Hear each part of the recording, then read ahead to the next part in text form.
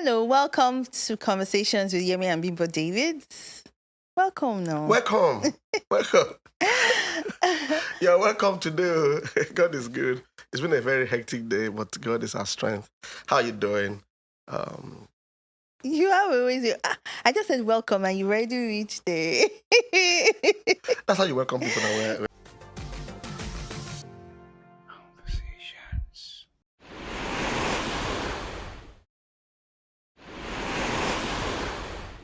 Anyways, okay, so we're going to be discussing how we as ministers, we're in ministry, as pastors, balance our work in church, in ministry with our family life, our marriage and all. Of course, it's applicable to everyone in their own various, work experience. So, How do you balance? How do you balance it? Well, I think a lot has to do with priorities and value system. It's like prayer. Prayer is not an end. Prayer is a means to an end. That is, you're not going to be jubilating because you prayed.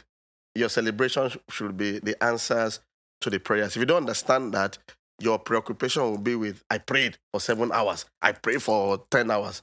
The main joy will be the answers to the prayers.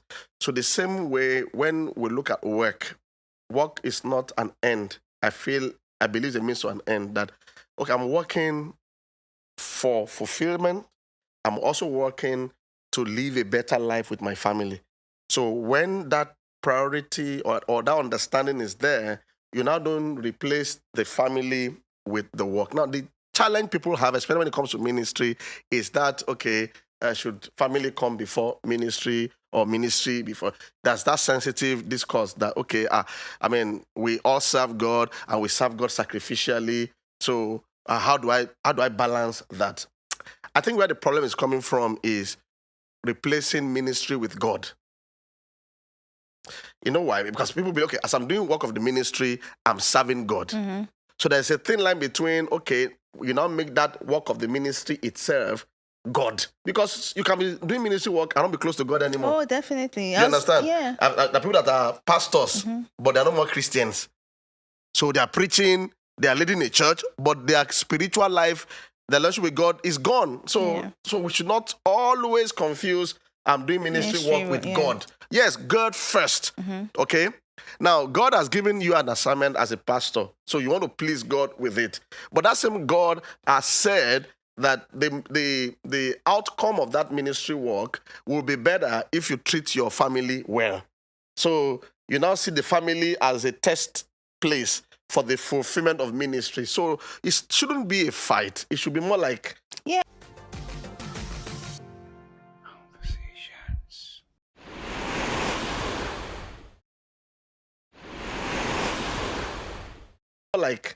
I think people, especially in ministry, because there's a stage there are people that, kind of celebrate the pastor, his work on stage. And so when you compare the two, so he's like the public life of a pastor. In church, on stage, people hail him, celebrate, people, respect him and honor him in public. So sometimes it gets... I don't want to say they get too consumed by that. Who gets consumed? I'm not talking about the ministers now. The ministers. But we will still talk about ourselves now. We'll see. So sometimes we get, okay, let me say we get consumed by that. Can you imagine how she talks when we're at home, Abby? When she's talking to me, how she talks. You're thinking about that, Abby? It's always hilarious. Anyway. Oh my goodness. Continue. I'm very quiet at home. I don't talk. I won't lie to you. She makes me laugh at home. Even when she's angry, I'm always laughing inside because when she's angry at home, sometimes look at this one. Look at this. I don't believe this. But I'll look very serious, but I'm always laughing inside because the day she was very angry. She was very angry. Oh my God. I have not suffered. Continue work-life balance. What? Oh God, why did I say that? Oh Lord. Okay, this is part of the work-life balance because we laugh at ourselves, we fight, She cannot even fight it. Does she have the... No, It's okay. Let's continue. I take exceptions to what you just said. What is the meaning of that? We're not fighting now. We don't So fight. you actually even belittle my anger No, and my no, fight with no, you. no. Okay. I don't do that. I'm a child of God. I just... Anyway, so what Praise I was the saying is that sometimes we get consumed, in the work. with the fact that we think that ministry work is more important because it's in the public. People respect us. People are always talking, my pastor, and we feel that they should understand. My family should understand. My wife should understand. My husband should understand. My children should understand. However, when we flip it, when we really look at it, the people, when we talk about it sometimes, that if these same people that, respect, they hail you, if they have to travel, they will travel. They will not say, Pastor, come and be traveling with me. No, you are left with your family. And the way you value them and show that you value them is what you experience. So and what, we don't have to come, you don't speak with words every time.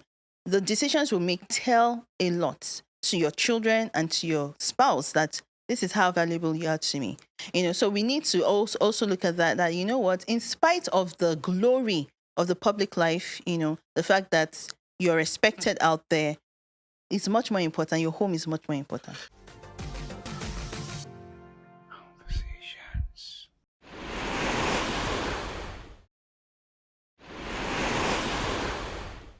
Yeah, thank you. Now, I think in Africa especially, one of the challenges we have is when we have, maybe I use the word over ambition. When you are consumed, when you're over, in that ambition consumes you, because there's something in every one of us that wants to succeed. Yes, but we must know where the boundaries are. There are times when ambition takes over your holy desire to be the best for God. I'm a stickler for you being the best for God, doing your best for God. But there's a thin line between that and running in the flesh, ambition.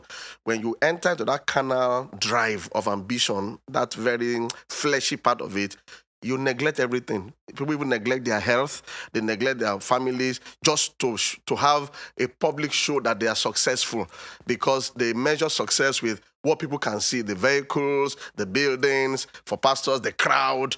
And at the end of the day, you now miss out on your family. And I think it's going to be kind of hypocrisy if we're preaching the word of God and you're appearing like you're a good husband, a great man outside, or wife, and then you've lost your home.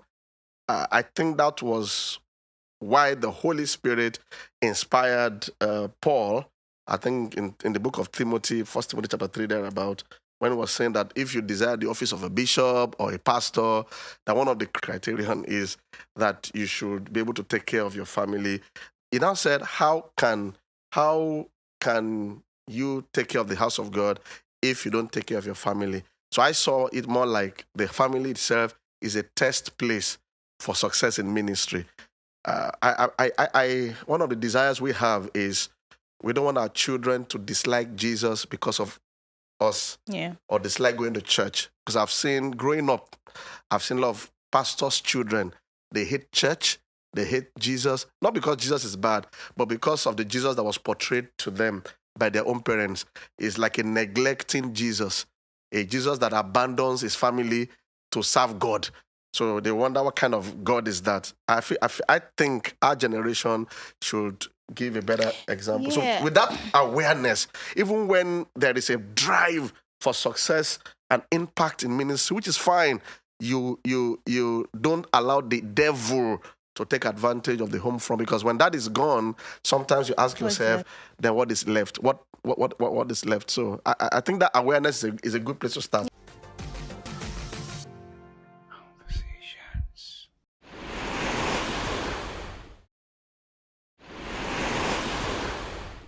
Yeah, I think what also helped us, we have 4 daughters. Um, from the very beginning, like that's why I'm still going back to value. Because when your values are set, you know what kind of decisions you make. I remember that there were times when, so work is good, and it's good to work hard at your work. And there are times when you had to, as our children grew up, talk to them, communicate. That there are seasons where daddy is not available, or daddy is busy at work.